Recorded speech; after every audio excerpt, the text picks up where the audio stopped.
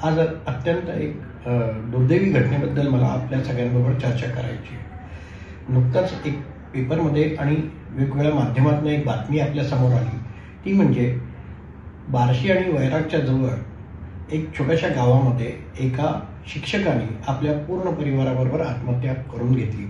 त्याचं प्रमुख कारण म्हणजे त्याच्या वरती आलेला आर्थिक बाका प्रसंग।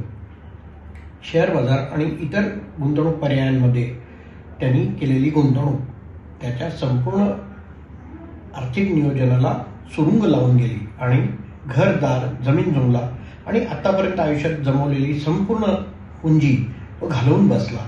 त्या अत्यंत दुर्दैवी घटनेमुळे त्यांनी आत्महत्या करण्याचा निर्णय केला। मला असं वाटतं की आपण गुंतवणूकदार म्हणून ह्या सगळ्या बाबींकडे अत्यंत जाज्वलपणे पाहणं गरजेचं आहे। आर्थिक नियोजन करताना आपला पैसा योग्य ठिकाणी आपण गुंतवला पाहिजे, यासाठी आपल्याला आर्थिक सल्ल्याची अत्यंत गरज असते। हे करत असताना कोणते पर्याय आपण नेमके निवडावेत आणि कुठे आपला पैसा साठवावा आणि तो वाढवावा, ह्याच्यासाठी प्रत्येकाने अत्यंत बारकाईने विचार करण्याची गरज आहे।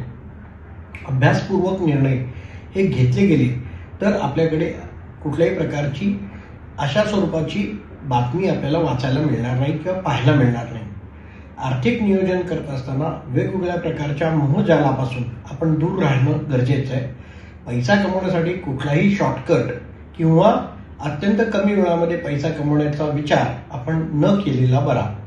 यासाठी योग्य आर्थिक पर्याय, योग्य आर्थिक नियोजन आणि योग्य आर्थिक सल्ला, ह्या तिन्ही बाबींची आपल्याला अत्यंत गरज आहे। मला या निमित्ताने सांगावंसं वाटतं की अनेक चांगले पर्याय जेव्हा आपल्यासमोर उपलब्ध असतील त्यावेळेस कारण नसताना छोट्या वेळामध्ये जास्तीत जास्त पैसा कमवण्याचा जो मोह आहे तो मोह टाळता आला पाहिजे आणि आपल्या कष्टाने कमवलेला पैसा हा आपल्याला आणि आपल्या परिवाराला दीर्घकालीन पुरला पाहिजे, यासाठी हे सगळं प्रयोजन।